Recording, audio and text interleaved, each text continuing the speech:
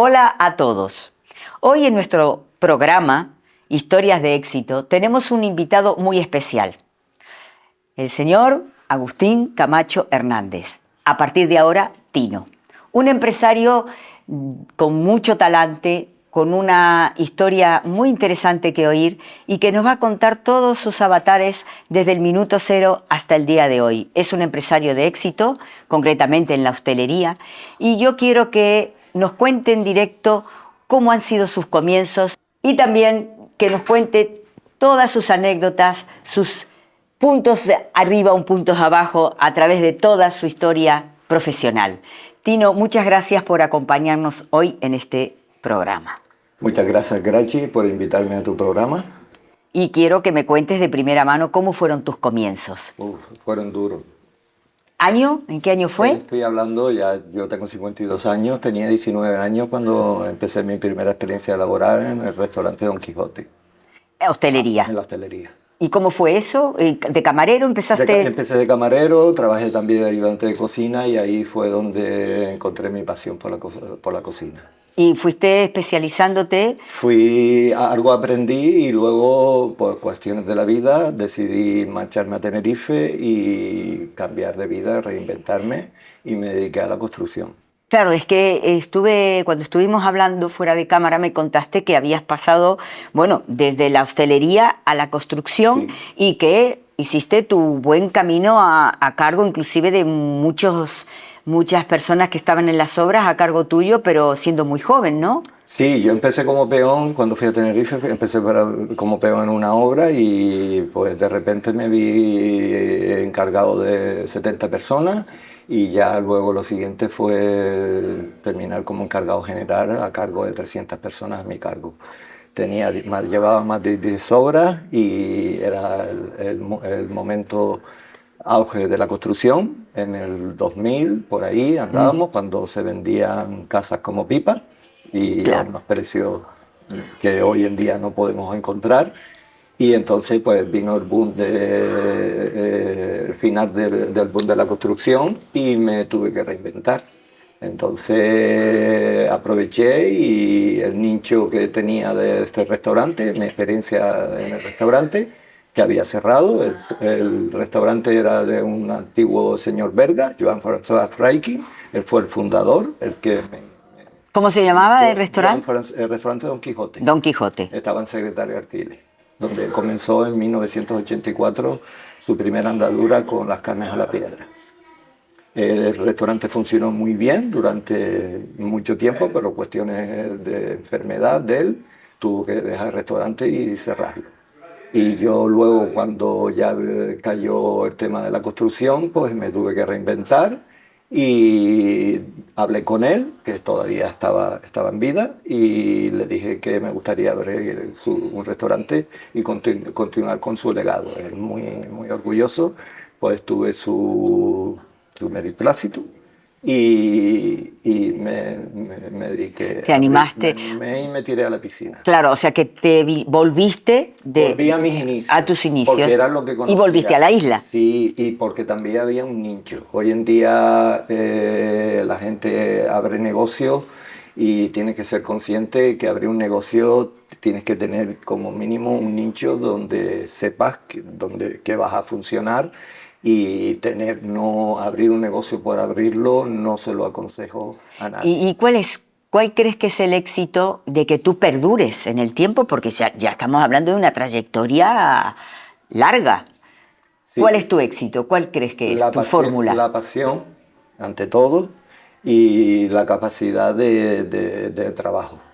Hoy en día tener un negocio es muy sacrificado. Y en la hostelería más, En la hostelería más. Claro. No solo es vender comida, hay mucho más detrás. Y una pregunta personal, ¿cuánta gente tienes a tu cargo? Ahora mismo tengo 5, llegué a tener 9 empleados. 9 empleados. Antes del COVID, sí. Claro. ¿Y el COVID cómo fue, Tino, en esa época? ¿Cómo fue? Porque la hostelería sabemos que fue muy duro. ¿Tu experiencia cómo fue? Mi experiencia fue un desastre porque en principio anunciaron líneas ICO para ayudar, me obligaron a cerrar un restaurante con 9 empleados, con unos sueldos, más de 20.000 euros de sueldo, seguridad social y etcétera.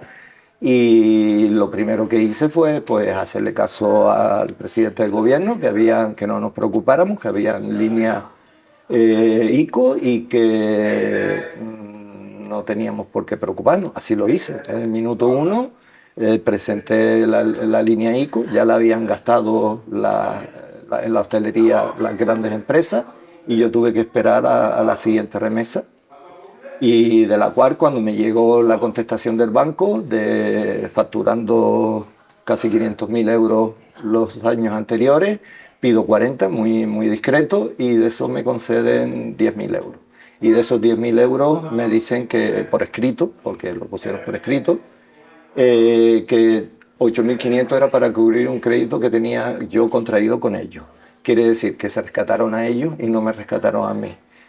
Tanto lo pusieron por escrito, sumaron todo muy clarito, donde me dicen que me conceden los 10.000, 8 para cubrir el sueldo y 1.500, 1.700 para rescatarme.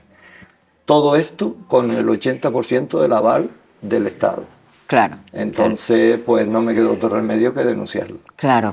¿Y cómo está eso ahora? Yo lo que hice primero hacer una reclamación interna, que es lo primero que hay que hacer, y luego le hice una reclamación ante el Banco de España, que el Banco de España lo que hizo fue lavarse las manos y mandarme al instituto, que denunciara al Instituto de Crédito. Claro. Entonces, pero ya conociendo los tiempos y ya no hacía falta, ya lo llamé a un abogado y le puse la demanda. Y cuéntame, Tino, ¿cómo fueron tus comienzos con respecto a poner en marcha un restaurante? La carta, elegir el chef, ¿cómo fue? ¿Qué idea tenías tú para ofrecer al público? Algo distinto. ¿Cuál era tu fórmula? Hombre, yo lo tenía fácil, tenía un nicho ya donde empezar, había una historia. Mi especialidad es la carne a la piedra, que se la hace el cliente en su propia mesa, un solomillo o cualquier tipo de carne. Y además, pues, en este caso, por ejemplo, ¿cuál es tu sello de identidad? Para que diga la gente, ¿por qué voy a ir al Quijote? Hombre, para comer la mejor carne a la piedra. Muy bien vendido. Precio. Hablemos de una media, ¿no? No me vas a contar el precio de la carta, pero... 25 y de 30 euros. 25, 30 euros. Con vino. Incluido. Maravilloso. ¿Y tienes menú? Sí, claro. También tienes menú. Sí, en realidad el menú es la especialidad de la carne a la piedra, viene con sus papas, sus ensaladas. Normalmente la gente suele pedir a la carta, no tengo un menú diario. No tienes menú, no tengo menú diario. Y en el caso que haya celebración, ¿se puede pedir una reserva? Evidentemente. ¿Qué aforo tienes? Tengo un aforo de 50 personas. Ajá. Y tengo un reservado para eventos. ¿Y tus horarios? El horario es de 1 al mediodía, abro todos los días. Los 365 días del año, 31, 24 y día 1. Abro de 1 a 4 y de 8 a 12. Ajá. Entre semana a las 11. ¿Cierto? Claro. Los fines de semana hasta las 12. Y me has comentado que tienes terraza, pequeñita, pero tienes terraza. Tengo una terraza pequeña, sí. Sí. Y la gente sale a fumar, me imagino, utilizará mucho la... No, la gente se ha adaptado, ya cuando el tema del tabaco la gente se ha adaptado e incluso el 95% de mis clientes me reservan dentro. Lo especifican a veces en la reserva que quieren la mesa dentro. Claro. Porque está mucho más cómodo, el local lo he hecho yo, como te comenté antes me dedicaba a la construcción y entonces el local lo hice yo e intenté pues crear espacio más que otra cosa. Claro que sí. Que el cliente se sienta cómodo y es lo que está funcionando. Claro, y por ejemplo, ¿tú tienes alguna fórmula que tú no digo consejo, porque nosotros no podemos aconsejar, creo yo, pero sí sugerir a un emprendedor o emprendedora que diga, bueno, yo quiero, no digo la carne a la piedra específicamente, pero que diga, voy a poner un local de hostelería. ¿Cuál sería tu observación? ¿Qué le dirías? Yo primero que sea consciente que va a emprender un negocio del cual... muy sacrificado. Es muy sacrificado. Bueno, yo creo que es una apuesta por algo muy duro y que tienes que dedicarle mucho tiempo, por lo que yo puedo entender, ¿no? No es solo tiempo, tienes que aprender un poco de todo. Claro. En realidad yo abrí en un local pequeño, en Diderot, lo que era la antigua tasca de Diderot. Es un local muy pequeño y caluroso. Empecé yo en cocina. ya tenía mis primeros pinitos y con una carta muy corta, porque la especialidad era la carne a la piedra y ya los clientes se la hacían, no tenían ninguna complicación. Ajá. Luego fui agregando a la carta cositas que fueron llegando y hasta hoy en día la carta que tengo, que es una carta variada pero corta. Me gusta que el producto rote. Claro, claro. ¿Y la carne es nacional? ¿Traes carne importada? Uruguaya refrigerada. Ajá. Hoy en día es uruguaya refrigerada, una carne muy tierna, muy jugosa. Se asa en la carne, en la piedra en su propio gusto. Y eso que dicen que un empresario en la hostelería tiene que tocar todos los palos, es decir, porque en un momento dado puedes tener un camarero que se te ponga malo o un cocinero o un chef y si no sabes del tema estás vendido, ¿no? Eso es lo primero que tienes que hacer, porque hay gente a veces que cree que abrir un restaurante es abrir las puertas y ya está, no. Abrir un restaurante es echarle horas y tener ganas y estar dispuesto a darlo todo. Si no, no funciona. Sobre todo el ingrediente que nunca debería de faltar es la pasión. Claro. Claro, cuando pierdes la pasión yo creo que eso ya se transmite, ¿no? Evidentemente. Y a mí me gustaría también que me hablaras de Ares. ¿Qué es Ares? Ahora es Cuéntame, una asociación nueva que se ha creado. Nos hemos puesto debido en principio a las restricciones de terraza que el ayuntamiento está imponiendo en Las Palmas. ¿A qué te refieres? Cuéntanos un poco más ahora profundamente. El ayuntamiento quiere cerrar las terrazas a las 10 de la noche. En un sitio que tenemos el clima que tenemos. En una zona específica de Las Palmas. De hecho, está haciendo experimentos. También la calle Cano está haciendo otro experimento y nosotros somos los afectados, las cobayas de esos experimentos. O sea, experimentos que vienen así porque sí, bueno, técnico... experimento también yo entiendo que prevalece el descanso a los vecinos. Pero, Tino, una pregunta un poco incisiva. ¿Por qué aquí se le da tanta prioridad, digo yo, al descanso de los vecinos y en Península no? Cuando nosotros tenemos un clima que nos podemos permitir estar en la terraza los 365 días del año. ¿Cuál es por qué? Yo creo que tenemos el mismo código técnico de edificación, pero yo creo que en Península la edificación está mucho mejor construida. Hay elementos paliativos para el sonido, como ventana de doble acristalamiento, y también yo creo que la filosofía, todo depende del ayuntamiento que esté, porque en este caso es quien lo regula, y cada ayuntamiento pone sus normas. Aquí tenemos las que tenemos y tenemos que lidiar con ellas. En la península no te puedo decir. No, yo decía comparativamente porque yo me imagino que tú habrás ido en algún momento y te das cuenta que hay una algarabía en la calle, la gente disfrutando de la noche, de la copa, con ciertas medidas, y aquí cada vez más restringido, que te das cuenta que sales una noche, un viernes, un sábado, y a las 11 de la noche ya no tienes dónde cenar, ya no tienes dónde tomarte una copa porque están levantando las terrazas, como muy restringido, ¿no? Es mi opinión. Sí, esto viene debido a que ya hay 2 sentencias contra el ayuntamiento por no actuar sobre los ruidos y ya han multado al ayuntamiento. Entonces el ayuntamiento, después se cura en salud. De varios años sin hacer nada, pues a lo pronto decidió cerrar sin ningún protocolo ciertas calles que ellos consideraban los vecinos que más se quejaban, y han ido pues a por esos empresarios, pero sin un organigrama ni nada que diga, ningún técnico que justifique el hecho, como el local que está al lado mío. Yo tengo la restricción, el local que está al lado mío la tiene, pero solo en una calle. En la otra calle, que hace esquina, puede tenerlo abierto hasta las 12, ¿sabes? Que no tiene ni pie ni cabeza. Claro. Y entonces, se ha hecho debido, pues... Improvisación porque no se hizo cuando se tuvo que hacer. Y entonces, Ares, ¿qué propósito tiene esta asociación? Es una asociación de restauradores. Restauración. No tenemos nada, intentamos, con todo respeto, salirnos de la Asociación de Hostelería. En la Asociación de Hostelería sí es verdad que tenemos una pequeña representación de restaurantes, pero la mayor parte son hoteles, son discotecas y lo metemos todo en un papel. Nosotros entendemos que tenemos nuestra idiosincrasia y que no podemos mezclarnos con discotecas por el tema de los ruidos. Ahora mismo se habla de ruido, pero hay que ver qué tipo de ruido. Claro. Hay que ver qué tipo de ruido. Y también por la experiencia basada cuando el COVID, las primeras ayudas fueron todas para los hoteles.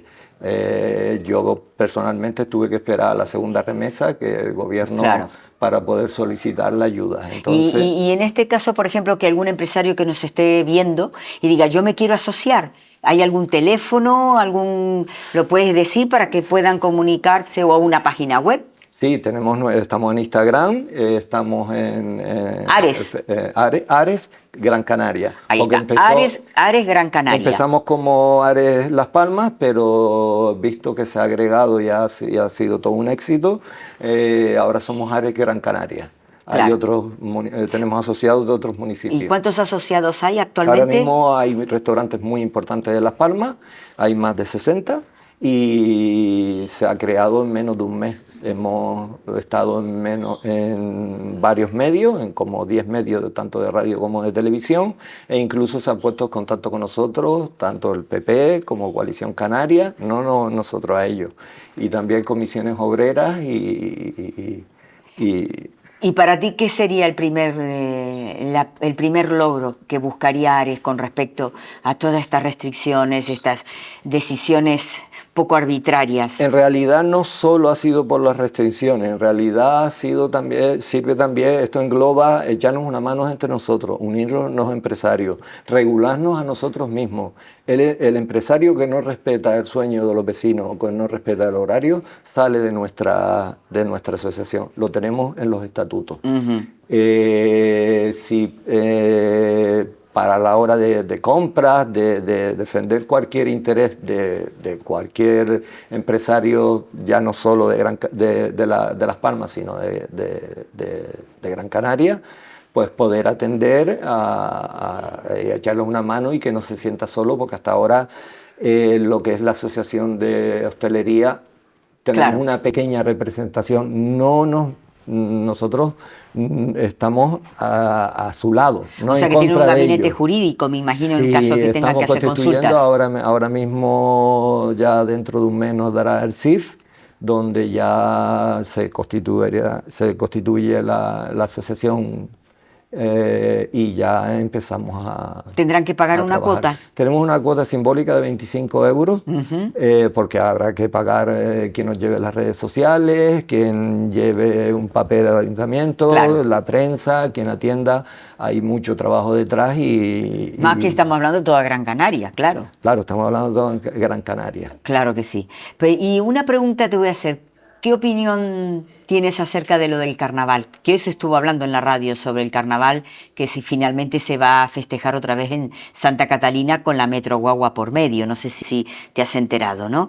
Que se va la obra de la Metro Guagua se va a parar otra vez, se va a extender un año más, porque debido a que se va a festejar otra vez los mogollones, no, sino los actos del carnaval nuevamente, y está en tu zona, en Santa Catalina. Pasa lo mismo con las terrazas, no hay organización. Es improvisar y ponen un mogollón en un lado, otro mogollón en otro lado. Hay una especie de desorganización, esta vez la pusieron en el Parque Santa Catalina, pero el año pasado fue en la Junta de Obras, donde cuando las cámaras hacían un barrido se veía la Junta de Obras y los contenedores a nivel internacional. Yo creo que es un carnaval potente, sobre todo incluso la gala de la Drag Queen, y no podemos permitirnos tener ese cuando entorno. Tenemos un parque marítimo, ese Parque Santa Catalina abierto al mar, precioso, y donde podemos demostrar nuestras virtudes. Pues que sepas que los actos principales del Carnaval 2026 va a ser en Santa Catalina. Sí, eso espero. Sí, lo han dicho, lo han confirmado hoy. Vale. Y una pregunta, Tino, vamos a pensar que a través de la asociación Ares llega mucha más gente a bueno, pues a plantear sus iniciativas a nivel de asociación. Sí. ¿Habría alguna posibilidad que ustedes pidieran una cita con el ayuntamiento, con los técnicos? No, ya nos hemos reunido con políticos. Quien no se ha reunido con nosotros ha sido la alcaldesa. De hecho, yo el otro día hice una entrevista y me hicieron una entrevista y precisamente hice hincapié que lo que tenemos que hacer es una mesa de negociación donde se siente Ares, la asociación de empresarios, el presidente de la asociación de vecinos y en este caso la alcaldesa. No nos sirve un concejal, queremos sentarnos a la alcaldesa para llegar a un consenso.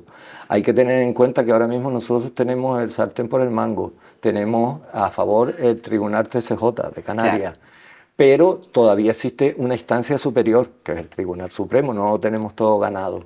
Entonces yo creo que es el momento de negociar y nosotros no estamos contra los vecinos, todo lo contrario, vamos a intentar buscar un consenso y buscar medidas para paliar lo que está sucediendo. Claro.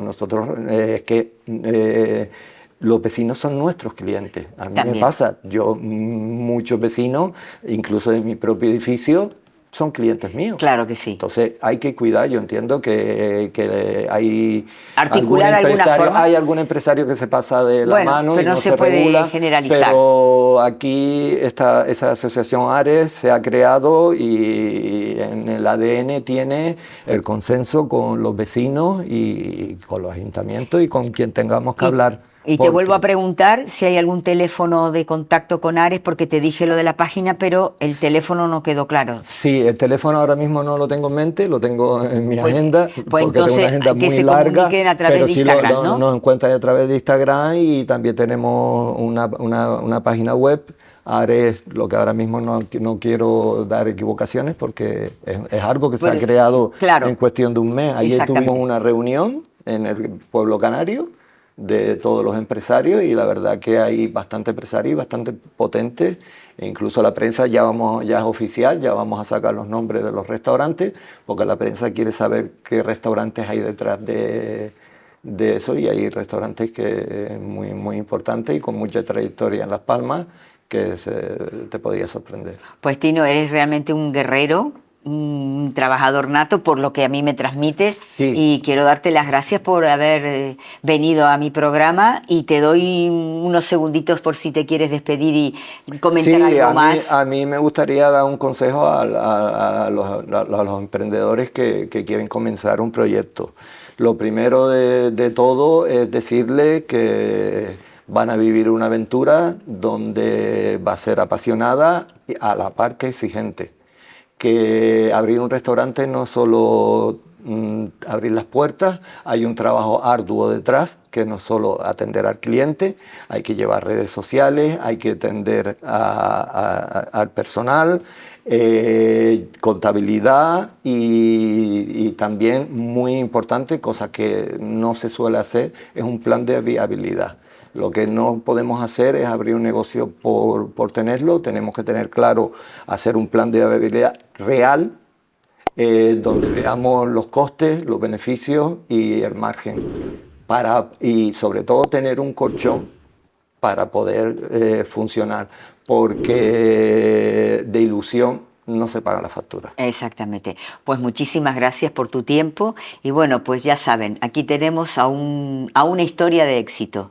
Muchas gracias. Bueno. Nos vemos.